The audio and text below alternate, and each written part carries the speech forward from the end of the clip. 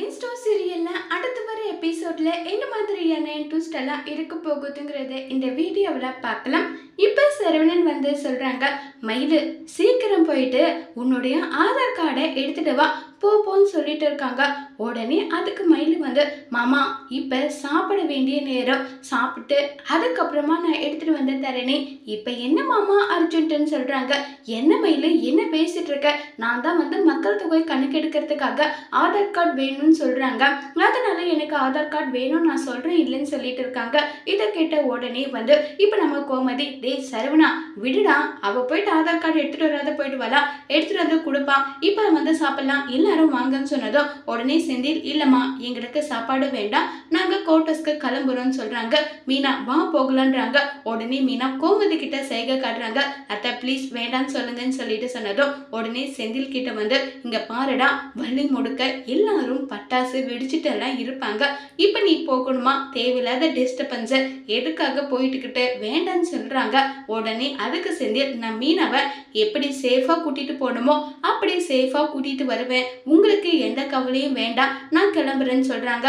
உடனே பாண்டியன், என்னடி கோமதி நீ எதுக்காக அவனை வந்து போக விடாம நீ தடுத்துட்டு இருக்க, அவன் போனா போகட்டும் விடு சொன்னாலுமே அதை ஏத்துக்கிற ஐடியாவில் வந்து இருக்கிறதுல உடனே செந்தில் வந்து, மீனா நீ வரியா இல்லையான்னு சொல்லி கேட்குறாங்க. இல்லைங்க அது வந்துன்னு சொன்னதும், சரி நீ இங்கே இரு நான் கிளம்புறேன்னு சொல்லிட்டு அங்கிருந்து கிளம்பி வந்து போயிடுறாங்க. இப்போ இதை நினைச்சு வந்து கோமதி எல்லாரும் ஃபீல் பண்ணிட்டு இருக்காங்க.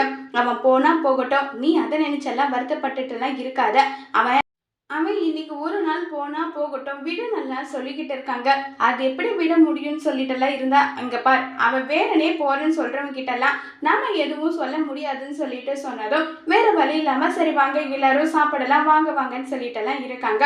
இப்ப வந்து நம்ம சரவணனுக்கு பயங்கர சந்தேகம். சரவணனோட சந்தேகத்தை வந்து கிளாரிஃபை பண்ணிக்கணும்னு சொல்லிட்டு முடிவு பண்றாங்க. கண்டிப்பா மயிலு ஏதோ ஒரு பெரிய உண்மையை மறைக்கிறான், அது மட்டும் எனக்கு நல்லாவே தெரியுது, அது என்ன உண்மைன்றத நான் கண்டுபிடிச்சே தீரணும்னு சொல்லிட்டு கிச்சன்ல பாக்குறாங்க. மயிலு வந்து நைட்ல விழுந்த சாமானும் எல்லாமே கழுவிட்டு வந்து இருக்காங்க. உடனே கோமதி சொல்றாங்க, மயிலு இங்க பாருமா போயிட்டு ரெஸ்ட் எடு, ரொம்ப நேரம் ஆயிடுச்சு, இப்பவே இதால கழுவி வைக்கணும்னு அவசியம் கிடையாது, காலையில பாத்துக்கலான்றாங்க. இல்லத்த இதை இப்பவே முடிச்சே ஆகணும், வேற வழியே கிடையாது நல்லா சொல்லிட்டு சொன்னதும், சரி சரி நீ என்ன சொன்னா கேட்கவா போற, நீ செய்யின்னு சொல்றாங்க. உடனே வந்து பாத்தீங்கன்னா இப்ப நம்ம சரவணன் மயில இல்லாத நேரமா பார்த்து இப்ப ரூமுக்கு போறாங்க. ரூமுக்கு போயிட்டு மயிலோட ஆதார் கார்டு எல்லாம் தேடிட்டு இருக்காங்க. கரெக்டா அந்த நேரம் மயில் வராங்க. மாமா என்ன பண்ணிட்டு இருக்கீங்க நீங்க, என் பீரோல என்ன தேடுறீங்கன்னு சொல்லி கேட்கிறாங்க. என்ன தேடுவேன், ஆதார் கார்டு தான் தேடுறேன். என்ன மாமா நான் தான் எங்க இருக்குன்னு தெரியல, தேடி தரேன் தான் நான் சொல்றேன், நீ என் மேல உங்களுக்கு அவ்வளோ வந்து அவநம்பிக்கை ஆயிடுச்சுன்றாங்க.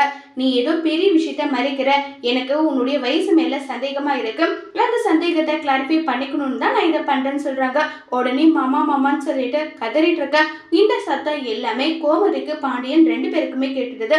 உடனே மயிலு சரவணான்னு சொல்லி கூப்பிட்டதும் ரெண்டு பேரும் வெளியே வராங்க. என்னாச்சு எதுக்காக இப்படி சத்தம் போட்டுட்டு இருக்கீங்கன்னதும் உடனே மயில டிராமாவை ஸ்டார்ட் பண்றாங்க.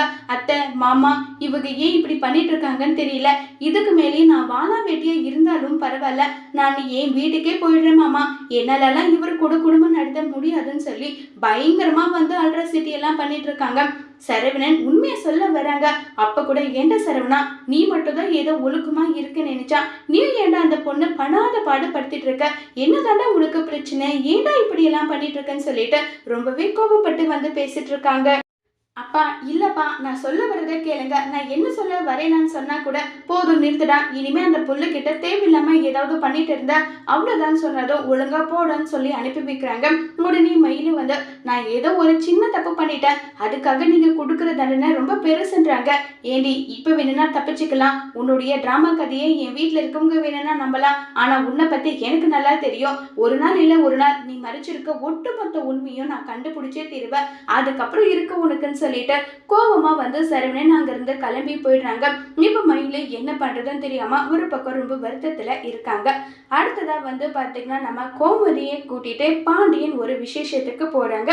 பாண்டியன் விசேஷத்துக்கு போகும்போது அப்ப வந்து பாத்தீங்கன்னா நம்ம கோமதி ஏங்க இந்த விசேஷத்துக்கு நம்ம 2 பேரும் போகணுன்றாங்க. இதெல்லாம் வந்து சின்ன விசேஷம் தானே, ஏன் கோமதி நீ போக கூடாதா, நானும் கூட வரணுமான்றாங்க. ஆமாங்க, நீங்க இப்படி சொல்லுவீங்க, அதுக்கப்புறமா அவங்களும் அதே மாதிரி அவங்க மட்டும் தான் வருவாங்க, இதெல்லாம் நமக்கு தேவையான்னு சொல்லி பேசிட்டு இருக்காங்க. பேசிட்டு இருக்கும் போதே கரெக்டா காந்திமதி அங்க இருக்காங்க. அங்க வந்தது, அம்மா என்னம்மா ரோட்ல நின்றுட்டு இருக்க, உனக்கு பேசணும்னா வீட்டுக்கு வந்திருக்கலாம், நான் அங்கே தானே இருக்கேன், அங்கே என்ன கூப்பிட்டு பேசியிருக்கலாம், அதை விட்டுட்டு என்னம்மா நீ இங்கே வந்து நின்றுட்டு இருக்க, என்ன ஆச்சு உனக்குன்னு சொல்லி கேட்குறாங்க. பழனி விஷயமா ஒரு பேசணும், பழனி விஷயமா, ஏன் பழனிக்கு என்ன ஏதாவது பிரச்சனையான்னு சொல்லிட்டெல்லாம் கேட்குறாங்க. இல்லை, இப்போ கதிரும் சரி அதே மாதிரி செந்திலும் சரி ஆளுக்கு ஒரு கௌரவமான வேலை பார்த்துட்டு இருக்காங்க. சரவணனும் கடைக்கு வந்து வேலை பார்த்துட்டு இருக்கான். ஆனால் பழனிக்குன்னு ஒரு கௌரவமான வேலை எதுவும் இல்லைன்னு சொன்னதும் உடனே பாண்டியன் சொல்றாங்க, என்னத்த நான் பழனிக்கு ஏதாவது தொழில் தொடங்கி கொடுக்கணும்னு நீங்க நினைக்கிறீங்களா? இல்ல மாப்பிள்ள, அப்படி எல்லாம் கிடையாது, நீங்க பழனியை உங்க பிள்ளை மாதிரி தான் பார்த்துட்டு இருக்கீங்க, அது எனக்கு நல்லாவே தெரியும். பழனிக்கு புதுசா ஒரு கடை வந்து வச்சு கொடுக்கலான்னு சொல்லிட்டு சக்தியும் முத்துவும் வந்து முடிவு எடுத்திருக்காங்க. ஆனா அவன் அதுக்கு வர மாட்டேன்னு சொல்லிக்கிட்டு இருக்கான். அதனால நீங்க கொஞ்சம் மனசு வச்சீங்கன்னா அவன் வருவான்னு சொன்னதும் உடனே கோமதி, என்னம்மா என்னையும் என் தம்பியும் பிரிக்கணுமான்றாங்க. இல்ல அப்படியெல்லாம் கிடையாது, அவன் அங்கிருந்து வரணுன்ற அவசியமே கிடையாது, அவன் அங்கேயே இருக்கட்டும், கடைக்கு மட்டும் வந்து அந்த கடையை பார்த்துக்கிட்டு போகட்டும், இந்த மாதிரி மட்டும் ஏதாவது ஒண்ணு பண்ணுங்க, நான் சொன்னா அவன் கேட்க மாட்டேங்கிறான், நீங்க சொன்னா கண்டிப்பா அதை செய்வான்னு சொன்னதும் இதை கேட்டதும் பாண்டியன், சரிங்கத்த நீங்க இவ்வளவு கேட்குறீங்க, நானும் பழனிக்கு என்ன சேர வேண்டியது இருக்கோ என்னுடைய பசங்களுக்கு ஈக்குவலா தான் அவனுக்கும் எல்லா விஷயமும் பண்ணி வச்சிருக்கேன். எனக்கு தேவை என் பழனி நல்லா இருக்கணும். என்னுடைய மூத்த பிள்ளைனா அது சரவணன் கிடையாது, பழனியை தான் என்னுடைய மூத்த பிள்ளையா நான் இப்ப வரைக்கும் நினைச்சிட்டு இருக்கேன். உங்களுக்கு அவனை பத்தின கவலை இருக்குன்னா நானே வந்து இன்னொரு பிரான்ச் ஓபன் பண்ணி அதுல பழனியை வந்து உட்கார வைக்கிறேன்றாங்க. இல்ல மாப்பிள்ள, அதெல்லாம் சரிப்பட்டு வராது, அவங்க அண்ணனுங்க இருக்காங்க, கோமதியோட அப்பாவோட சொத்து மதிப்பு என்னன்னு தெரியல, அதோட பங்கு அவனுக்கும் தானே இருக்கு, அப்படி இருக்கும்போது அவங்களே கடை தொடங்கி கொடுக்கட்டும், நீங்க அவனை கடைக்கு மட்டும் அங்க போக சொல்லி மட்டும் சொல்லுங்கன்னு சொன்னதும் சரிங்க அத்தை, இதுக்கு மேல நான் எதுவும் பேச விரும்பல, பழனியை கண்டிப்பா நான் அந்த கடைக்கு அனுப்பி வைக்கிறது என்னுடைய பொறுப்புன்னு சொல்லிட்டு இப்ப அங்கிருந்து போனதும் உடனே வந்த காந்திமதி, ரொம்ப நன்றி, என்னுடைய பிரச்சனையை நீங்க சுமூகமா முடிச்சிட்டீங்க, ரொம்ப நன்றி மாப்பிள்ளன்றாங்க. அதுல போயிட்டு என்ன இருக்கட்ட பாத்துக்கலாம் விடுங்கன்னு சொல்லிட்டு இருக்காங்க. உடனே கோமதி பாண்டியன் கிட்ட, என்னங்க இப்படி சொல்லிட்டீங்க, பழனி இல்லைன்னா உங்களால என்ன பண்ண முடியும், ஏது பண்ண முடியும், என்னங்க இப்படி சொல்லிட்டு இருக்கீங்கன்றாங்க. பழனி இல்லைன்னா எனக்கு ஒரு கை உடைஞ்சு போன மாதிரி தான் இருக்கும், ஆனா அவங்களுடைய இடத்துல இருந்து யோசிச்சு பார்க்கணும்ல, சுகன்யாவும் வந்து இப்படி நம்ம புருஷன் சொந்த காலில் நிக்கணும் தானே ஆசைப்படுவா, அந்த மாதிரி அவங்க நினைக்கிறதுல எந்த தப்பும் இருக்க மாதிரி எனக்கு தெரியல, வீடு பார்த்துக்கலான்னு சொல்லிட்டெல்லாம் இருக்காங்க. இப்ப நம்ம பழனி வந்து வீட்டுல உட்கார்ந்துட்டு இருக்காங்க. ஏண்டா பழனின்னு சொல்லிட்டு இப்ப பாண்டியன் கூப்பிட்டது, மச்சான் சொல்லுங்க மச்சான்றாங்க. உன்னுடைய அண்ணனுங்க என்னடா உனக்கு கடை ஆரம்பிச்சு கொடுக்க போறாளமேன்னு சொல்லி கேக்குறாங்க.